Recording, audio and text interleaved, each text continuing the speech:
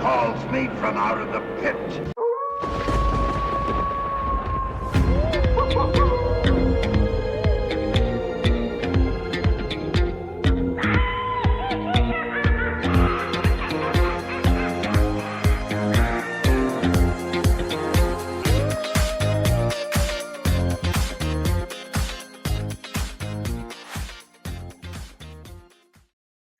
I'm Paul. I'm Mark. I'm Mike. I'm Nick. And this is the return of the son of the show. Seems like it's been forever since we did one of these. Tonight, we're going to do something a little bit different than what we normally do. Normally, we talk about Svengoolie, and then we maybe have like a top 5 list, or we just cover the Sven bits and then the movie. But tonight, because the movie was The Ghost of Mr. Chicken, Mike came up with the idea that our top 5 list should be top 5 horror comedies, but in this case, what we're expanding it to is intentional or unintentionally hilarious horror movies. So we'll talk about Sven for a few minutes, and then we'll head into our top 5 lists. Before we do that, though, if you like our show, you like our content, do us all a favor and do all the YouTube things down below. And guys, we have a sponsor. We do. Yes, we do. Oh, my God. Yeah, we do. Wow. Tonight's episode is brought to you by Sven Bits. Yes. Sven Bits. General Chills Sven Bits with 100% of your daily corn. Nice. Sven Bits. Delicious. That having been said, let's talk about Sven a little bit. Oh, by the way, before I forget, lest I forget, it comes with a free rubber chicken. Oh, in every In every box. Yeah. So let's talk about Sven. Sven, he had Nostalgia for Atu on tonight, Yep. which was hilarious because they finally brought back a commercial. Yes. Fake commercial, Yeah. which was always my favorite thing from the 70s. And so it was hilarious tonight, the Banana Cabana. So I love that bit. That was probably my favorite thing tonight. Yeah. And just the way the randomness of how they got to it. Where I was like a band boy for Ephraim Zimbalist Jr. I'm like, what? Who wrote that? It's like, and then they went to the whole, and I thought that was going to be the end of it. No, they went to this full bit of cabanas made of banana parts. Because Nostalgia for Atu will say anything to get Sven to crack. Right. And just being a cabana boy for Ephraim Zimbalist Jr. Would have been enough. Yeah. But then it launches into this whole ad that was just hilarious.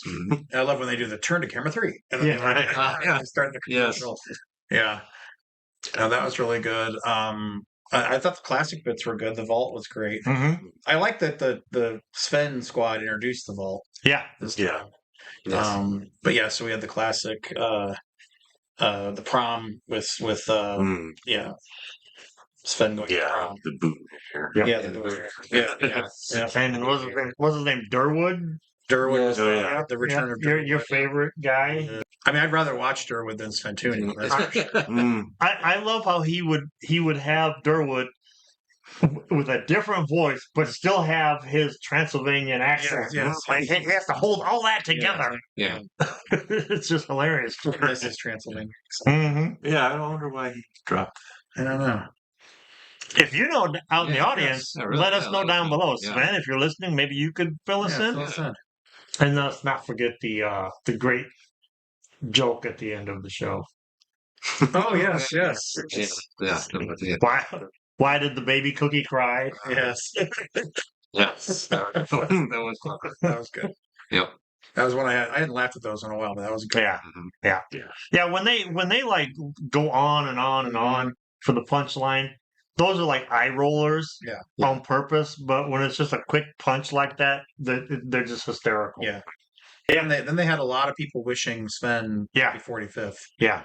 So look like a lot of people at C2E2. C2E2. Yeah. Looks like he ran. Yeah.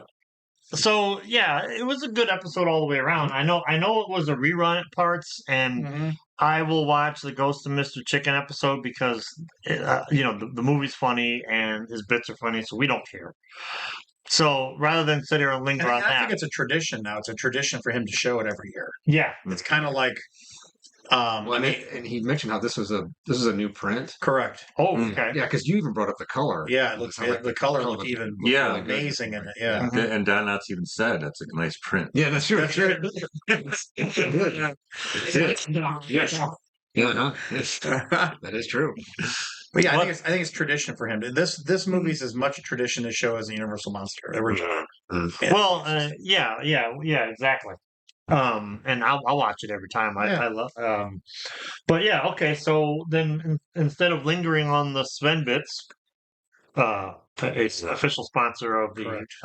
Return of the Son of the Show. Right. It's part of his complete breakfast. Yeah, Correct. part of this Yes. complete, and it's nitwit 12 ounces. Yeah. I had to point that out. Right. My brother saw that and thought it was hysterical. So, and I think what we'll do then is we'll jump into our top 5 list. Mhm. Our top 5 list is our top 5 favorite horror movies that are intentionally or unintentionally hilarious. We'll start with Nick then. Start with number 5.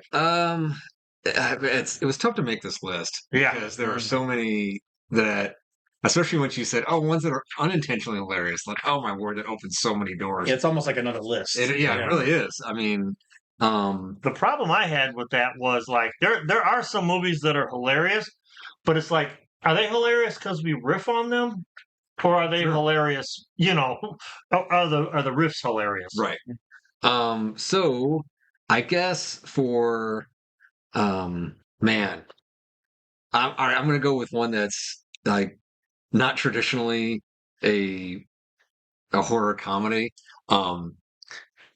So just to kind of get started, I'm going to go with Jaws 3D. It's just so crazy, and like it's one of those things where like, I mean, there's so much in it that it's just bonkers. Like with the shark, coming through the glass and everyone just freezing in place, and the shot of the shark's fin breaking the water, chasing a speedboat, going as fast as the movie does. Yeah. And just all this other, and Dennis Quaid, God bless him, just trying to do something in this movie with this horrible script, but it's just so bonkers. That I'm gonna go with that. Like I kind of love it just because it is so crazy. Yeah. So I'm going with that one for my number 5. Good choice. My number 5. Yeah, and this was hard because at first I was thinking, gee, horror comedies. I can't really think of a lot of horror comedies. I mean, I know there are a bunch. Mm-hmm. But then I realized, that it could be just like goofy, B movies that are funny. Yeah, that's Right. yeah. So my number 5 is Robot Monster. Oh, yeah. Yeah, great choice. I don't know what to say about it. Well, I mean, it's Robot Monster. I mean, it's kind of a creepy concept, but it's just overshadowed by this goofiness of like the monster. Mm-hmm. There's a gorilla suit with a diving helmet, and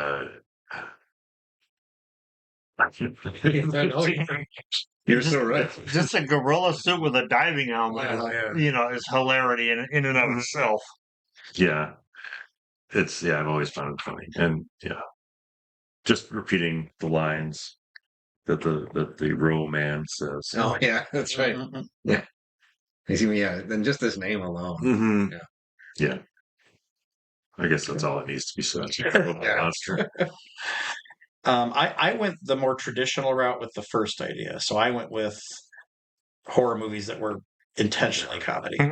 So I don't have any. None of mine are going to be ones that were. I have to think about that. That would be an easy list for me. So I went with which one? I've got 6. I'm gonna pick it. I had 6 too. Regular horror comedies. Yeah. Which ones? I will pick Little Shop of Horrors. Good choice. So, and that's for my son Aiden. We're assuming the one from the 80s. The one from the 80s. Okay, Yes, right. I think actually you'll find that a lot of my picks are from the 80s. I mean, it was a hilarious decade. Yes, it was the era of horror comedies. But yeah, Little Shop of Horrors for me, just because it definitely has the horror element, sure.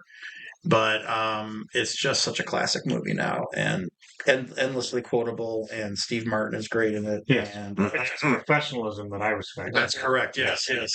And the special effects for Audrey I thought were fantastic. Yeah.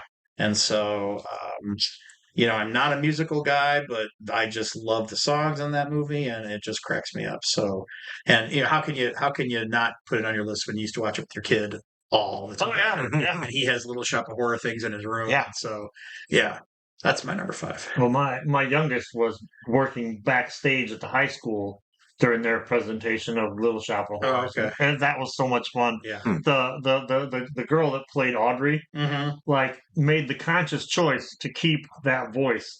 Oh. So she was such a trooper for working that through, singing Mm-hmm. the Suddenly Seymour and all that Mhm. with that accent. That was like that took nerve. Yeah. It was yeah, and that's such a it's so quotable. Yep. My number 5 is also from the 80s. Mm-hmm. I gotta go with The Return of the Living Dead. That's all Mm. That movie, those two guys in like the cold storage unit. Oh my God, they absolutely make that movie. That movie is so funny. I I didn't like it when I first saw it because, bro, this isn't part of the George Romero, blah blah blah. But over the years, watching it over and over again, just the absolute bonkersness of it, and the totally cliche punk rockers in the beginning, and of course Linnea Quigley dancing on the grave sites and stuff. With that horrible wig, it's it's hilarious to me. That was my original number 5. Oh, I'll throw in a non-traditional like about 3D. So I'm gonna go back to Number 4. more like traditional horror comedies, and I'm gonna go with Shaun of the Dead. oh that was my number 6. yeah. Man, like I knew nothing about those actors Yeah. and how like they did the whole space show, which is a great show. Yes, fantastic show. Like not a bad episode, Mhm. perfect ending. Anyway, so I knew nothing about those actors, and that just kind of came out of nowhere. And oh my word, Yeah. it's so it's scary. It's like it makes so many there's so many in jokes if you're a movie buff. Yeah. The performances are really good, and they just knocked that one out of the park. Yeah. The fact that he himself is a zombie till he realizes the zombies are all over because he's walking through and he slips in the blood on the floor, and doesn't even notice. Yeah, there's a lot of in jokes in that movie. Mm-hmm. Yeah, that whole troupe went on. I mean, they all split up after Space, but they all. I mean, if you watch any kind of British comedies, those actors all show up in them. Yeah. And so the guy that played the stoner guy in Spaced, he has tons of roles in other comedies. I mean, that whole group is just hilarious. Yeah. That made that. That was my number 6. Nice. I couldn't. I'm like, I thought shout out to Aiden, so that bumped it down. But, I guess it's my turn now. Yeah. This is going to be an odd choice, and you're probably all. Says the man that said romance. Yeah. You're probably all going to think I'm a twisted person for saying this. I can't wait. But Blue Velvet. Oh man! Oh, Yes, that's sure. Wow. Yeah, that's great. It's a good call. Yeah, maybe it's not traditionally a traditional horror movie. It's more of a crime drama, or whatever. Mm-hmm. But it's scary. I mean, and Dennis Hopper is scary. He's a monster. He somehow manages to be hilarious at the same time. Yeah. And it just makes me die laughing when I watch it. I don't really consider this is how much of a giallo Blue Velvet is. Oh yeah. I never really thought of it like that, but like you said, it's not really a horror movie. I thought it's almost more like a giallo. Mm-hmm. Well, that could lump it into the category of horror then, because they cross over a little bit. But I mean, it doesn't have a bunch of gorgeous Italian women being brutally murdered, and there's no eye that I'm aware of. There's ear trauma, but no eye trauma that I'm aware of. So what's strange is, Diana and I watched Blue Velvet a couple of years ago, and neither one of us had seen it since it came out. Mm-hmm. And what's strange is that movie spawned so many strange movies that Blue Velvet in and of itself doesn't seem as strange now. So I remember seeing it the first time, it just blew your mind how nuts it was. And now you're like, okay, I bet there's been like 100 Blue Velvets. So now, but I gotta remember. Oh yeah, that was the first. This was the first. It's like the Romeo and Juliet thing. Yeah, You read Romeo and Juliet in high school, and you're like, yeah, but this has been done to death. This is so not original. But no, it was where that was where the it Romeo started. and Juliet. Right. But Yeah, kind of like great choice. Oh, the Scrooge story. It's been done so many times over and over again. Like every comedy show has an episode that's like a takeoff of the Scrooge, and every drama does a Christmas Carol esque. Yeah. Yep. All right. So my number 4 would be the movie that when it first came out, a friend of mine worked in the local movie theater, so he would let us sneak in to watch movies, and I think I snuck in and saw that movie at least 10 times in the theater when it came out. So that was Lost Boys. And so I'm still a Lost Boys fanatic. Yeah, you really are. Yeah, I am. Yeah. And so I wish I had my I Still Believe shirt. And so it's just so good. It's a traditional vampire movie, but and it's got horror elements in it, but man, is it funny. Just the music's great, the kids are great, the Frog Brothers are great. Yeah. And so to me, it actually, it sucks. I can't go this Sunday, but they're re-showing it in Portage in the theater. Oh, wow. They're for probably its 40th anniversary. Nice. And so there was even a comic book sequel to it, which was fantastic, where the guy playing the saxophone takes a bigger role in the sequel comic book. As well he should. Yes. And so, I forget the actor's name. He's dead now. The guy that played the boyfriend of the mom, who turns out to be spoiler alert, turns out to be the villain. That's the guy that when Edward Herman. Yeah, back when I was married, my ex used to watch Gilmore Girls. Yes, full disclosure, I like Gilmore Girls. Come at me in the comments, I dare you. But the dad is that guy, and I'm like, he's so nice. Yeah, I'm like, no, he's the bad guy. Yeah, he's the bad guy. He's the bad guy. Wasn't he Richie Rich's father in the Rich Rich movie? Maybe I've never seen. He normally plays very articulate. He's usually in very serious dramas, but this the fact that he was the head vampire, brilliant. But and that movie is endlessly quotable as well. Yeah. So many good scenes. Yeah. And it's one of those movies that I wasn't the biggest fan of when it first came out, but having when you know Mark, you'll eventually watch it 27 times. Correct. Yes. And it is very good. So saxophone guy, if you're watching this, if you give Mark an autograph, that'd be awesome. Primo. He was so awesome. My number 4 is Evil Dead 2. Yeah. 1 is a horror movie. 2 is a comedy. Army of Darkness is just an absolute Three Stooges episode. Yeah. But there's still that darkness to 2 that I love. So yeah, Evil Dead 2. That was in my top 10. Yeah, that's why I was having trouble making any 5, but that one was in my top 10. Well, that's my number 3. Oh, okay. And because I'm with you where there is that weird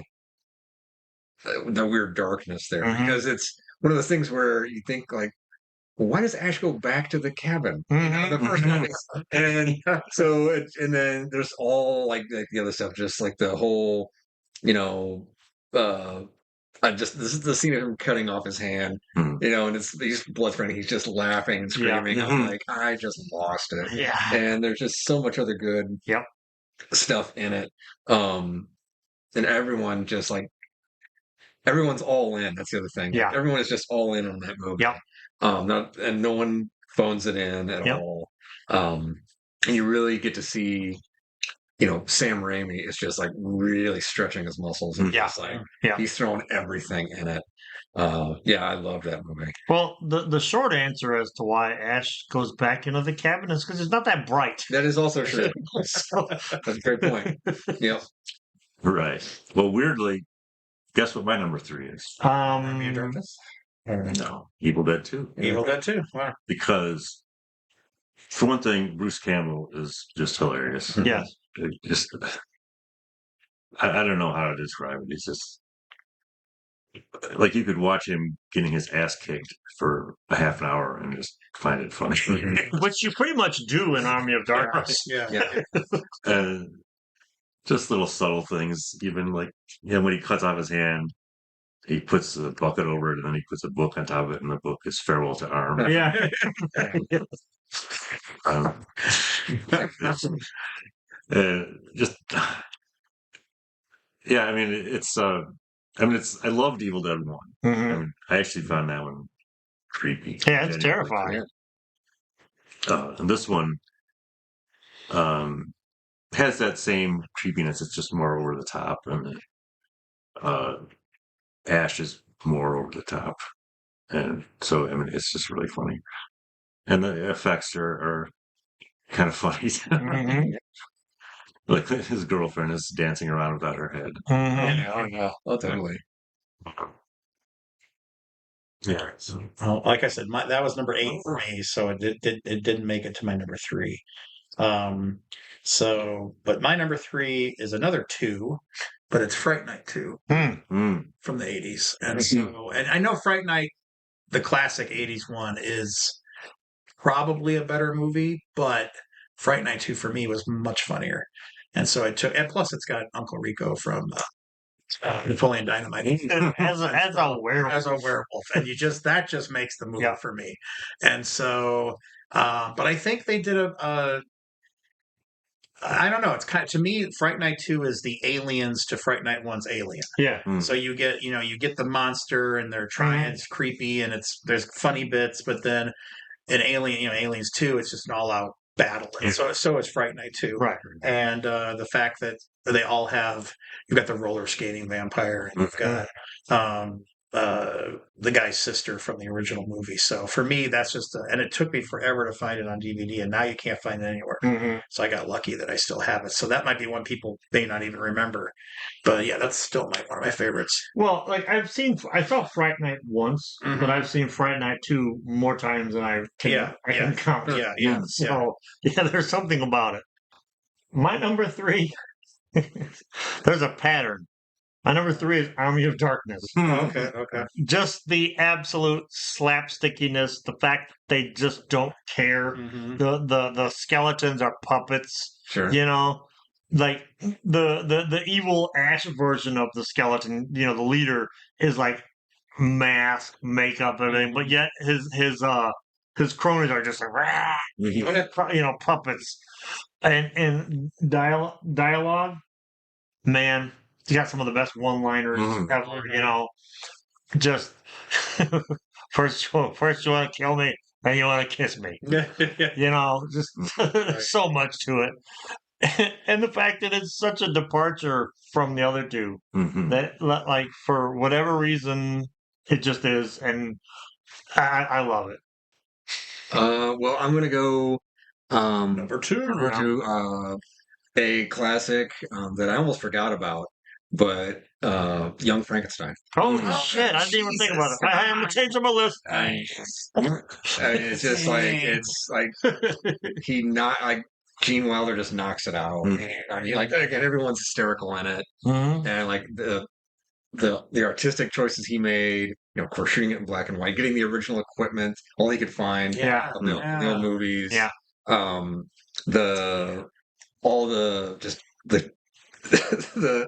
Of course, the many one-liners and the jokes in that are just like coming at you so fast sometimes.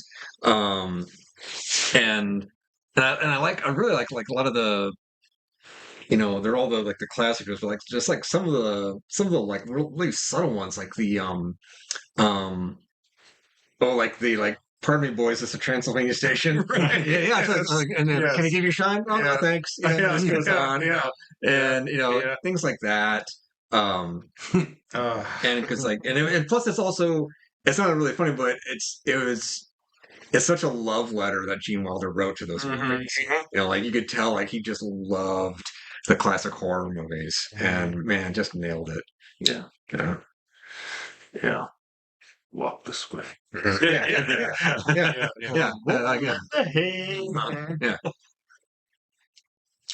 Yeah. And that's a great subtle joke too, because there's that moment when Wilder breaks the fourth wall right there. He looks at like, why am I doing this? Puts the thing down. Like, oh, it's so Right. yeah. That's one that just it's been repeated a million times. Yeah. I had asked my therapist one time, "What's your favorite movie?" And she's like, "Young Frankenstein." Really? It was crazy. That's crazy. Huh. Okay. Once again, you're going to see how twisted I am Okay. Ooh, like that. because this is a movie that appears on all my top lists. The Shining. Hmm. Ah. It's both the scariest movie I've ever seen to me, and the funniest. Please explain. Yeah. Jack Nicholson just cracks me up Okay. when he's trying to be. Murderous. Yeah, I mean, it's like same as I said with Dennis Hopper. Yeah. He's terrifying and hilarious at the same time. Hmm. You know, that's why I thought he made such a good Joker in the Batman Yeah. because he's managed to be funny, but you just like you don't know what he's going to do next, so he's like unpredictable and Hmm. um, something about his mannerisms and the way he delivers the lines just cracks me up. I don't know how to explain it better than that, but I always just find myself always like saying lines from The Shining, just you know, to be funny or to make jokes about things. Yeah. Well, Yeah. yeah. Like for instance, when Wendy's talking to the therapist Mhm. and that ash on her cigarette is that long, Mhm. it's meant to build tension, but it's hilarious. That she's got this Aunt Marge ash hanging on her cigarette. You know? Yeah, Right. it's great. I can see that as funny. Yeah, it's yeah. And even just like when they're driving up, the road and just like his sarcasm, to his wife and stuff. Mhm. It's like, yeah, that's all it is. Or whatever. They talk about the Downer Party. too. Yeah. See, it's okay. He saw it on television. Yeah, it's so because if a person really acted like that, it would be terrible. Yeah. But anyway, that's Your number two. Shining is pretty to me. The Shining is pretty much be all and all of motion picture. That's a great one. That's a great one. Okay. I have to rethink it as funny. In my head, it's never been funny. There's two little girls in the blue dresses. No, not Wing funny. pose. They're not funny. They're not, and I don't think I would watch the movie again to see if it's We should watch it. We'll ask ourselves, how would Mike watch this? Right. And then we'll just watch it like Mike. I always my favorite story about the actors who played the twins was I saw them at a horror movie convention in Indianapolis, Mhm. and while I was in line, they were having a debate between them as to whether MASH the movie or MASH the TV show was the better version. It was really funny. That's a deep conversation. And like it had been going on for so long that a fan who had already met them went into the vendor area and found some MASH TV show trading cards and brought them back to them. I could answer that question. Both MASH, the movie and the TV show, went on too long. And for me, the MASH the movie is great until the stupid football game. I don't get the end of that movie with the football game. And then, of course, MASH, once the main characters all changed, MASH just went on way too long. Sure. I mean, what, 8 times as long as the actual. Yeah, it went on longer than the war itself. But yeah, the football game to me just does not fit in with that movie. I don't get it. I've had to figure out a way to wrap it up. So, I guess, but it just was such an odd way to do it. football was big back then. Yeah, true. I guess. Yeah, I never really got that. I remember we used to have like one of those old movie projectors, and my dad bought this like a Super 8, version of it. Nice. And it wasn't the whole movie; it was just like cuts from it. But that football part was in there, and I never really understood how that Anyway, that's Okay, Mark. So your number two is going to be. Although now I want to put Young Frankenstein. So I'll pretend Young Frankenstein was going to be my number one. It's not, but I forgot all about that. I'll do the Rocky Horror Picture Show, even without, and I can watch it and laugh at it without all the audience participation. So I still like the movie even without that. And so, because I can watch it and separate the two, because like going to it is a whole event in and of itself. But which I did all through senior year of high school, and I think almost a whole year when I was at Rose Hallman, because they used to show it. It was one of the midnight movies at the Terre Haute Indiana Theater. So we'd go see it every weekend, or every once a month we'd go see it. But I mean, to me, the movie is just clever and funny in and of itself. And I mean, it's still a horror movie, though. I mean, it's still kind of a 50s sci-fi, but it also has, Meatloaf getting turned into Meatloaf very much. And how can you not like Meatloaf dying? Because I can't stand Meatloaf. But yeah, for me, it's just the fact that it all came from one guy's imagination. The guy that played Riff Raff, just came up with the whole thing. I mean, he even did everything down to the lips. It's actually his lips at the beginning of the movie, because they couldn't get the actress that they wanted to do it. And so, but I just think it's an oddball, such a corny movie. But yeah, I can laugh at it without all the extras. Although the extras probably is what got me into the movie in the first place. Are you sure you don't like musicals? I know, it's another one. I know. Two of them on my list. Yes, I know. Yes, I do like, and I do love the soundtrack to that movie. So, but yeah, well, I did go see a lot of musicals when I was a kid. I guess I don't like traditional musicals, maybe. So, like Auntie Mame, I think I'd vomit if I were to see that again. Dude, I had to see it so many times as a kid. It was my mom and dad's favorite. Or like Sound of Music. I can't. Ugh. So musicals like that, I can't stand. Yeah, like I'm not into Seven Brides of Seven Brothers, but I'll watch. I love musicals. Okay, that was mine. Sure. Well, my number two wrestled for the number one spot, but it eventually lost. My number two is Bubba Hotep. Oh, great choice. Yeah. Forgot about that. That movie, and the reason why it made the list was because I had just recently rewatched it within like maybe 2 months ago. Yeah, and just the absolute, you know what it would be? It would make a great adventure in like a role playing. Oh yeah. Totally. Just the idea of this old folks home. They got very low life force. Yeah. The banter between Bruce Campbell and Ozzie Davis is hysterical. Yeah. It's a great, fun, hilarious movie, and I love the fact I was watching the behind the scenes, and Bruce Campbell, which by the way is the running theme through my mind. Clearly, you like Bruce Campbell. I'm a little bit of a fan. Yeah. He read the short story that the script was based on, and he calls his agent. He's like, "I'm not gonna have to show my am I? No, it's off camera. Okay, then I'm in." So yeah, I love Bubba Hotep. That's such a good choice. Great choice. Oh, number one. I'm going with the classic Abbott and Costello Meet Frankenstein. Yeah, it's my favorite horror comedy of all time. I just love that one. They didn't expect it to be a big hit, and it was no pun intended, monster hit. And it was originally called like The Brain of Frankenstein, and Lou Costello hated the script of that's what I heard. He even said like my 4-year-old could write a better script than this.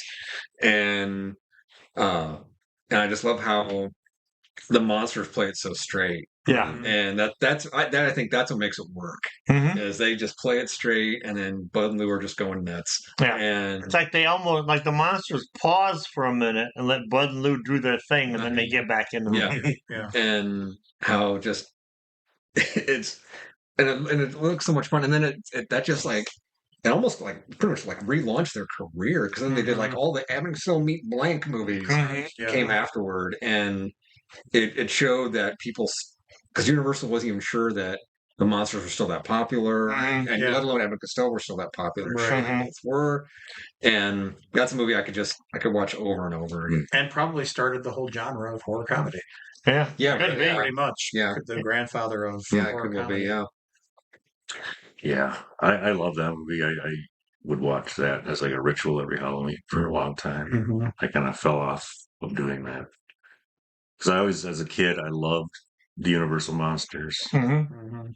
and Abbott and Costello were funny. Mhm. I mean, Costello, his reactions to all those, Yeah. the scary things that happen. Yeah. Mhm. It's hilarious. And there's still some horror bits in it that work. I remember I showed that movie to like some kids who are like 8 and 7, Mm. and there's the bit where Lou's reading the thing about Dracula and the coffin's opening the kills. And the 8-year-old, just like the second time he goes to it, they're just like, "Don't read it." And he's so like, "Don't." And I was like, "Oh, it's so brilliant," and it's so cool. Mhm. Yeah, I love that. Maybe I should have put it on my list. Your number one is Schindler's List. yeah, That's right. Man, that was on my list too. But I mean, it had to go to 20 to Oh, get them yeah, all on sure. there. Yeah. Sure. Uh-huh. I don't think there's anything funny about That was some list. Anyway, your number one? Yeah. My number one is probably not intentionally funny, but it's actually really, this is just my favorite of an entire genre of movie. Mm-hmm. And it's called El Santo versus the Monsters. Oh, great choice. Yes. Yeah. In this movie, El Santo, the luchador, famous Mexican wrestler, The Luchador. Yeah.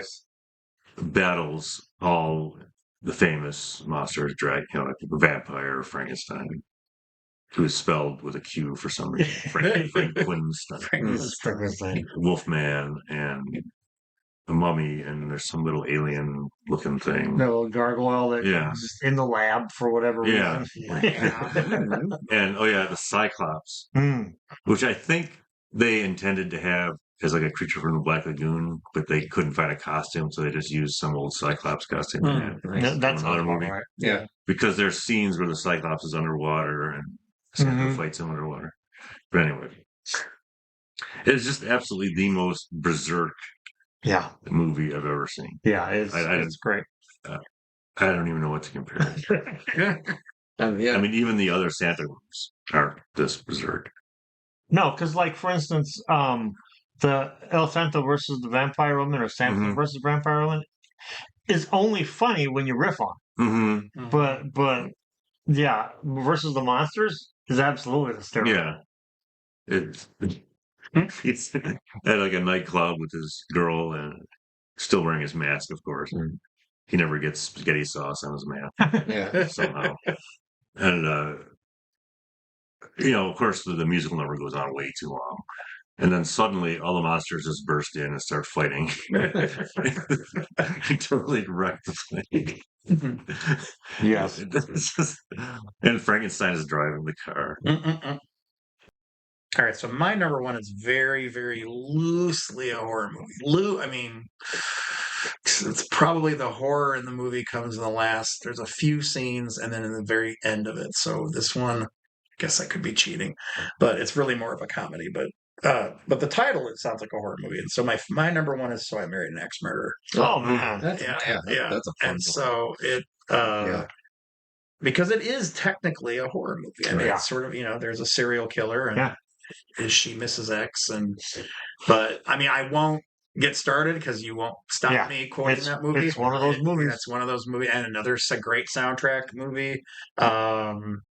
I think it's Mike Myers. It's underrated, but I think it's probably the funniest thing he ever did. And she, the one that plays the sister who's the axe murderer, she just and it's Honey Bunny from Pulp Fiction. And she's just Juliette Lewis. Yeah, no, it's yeah, her. yes, she's batshit crazy in every movie she's ever in. Yep.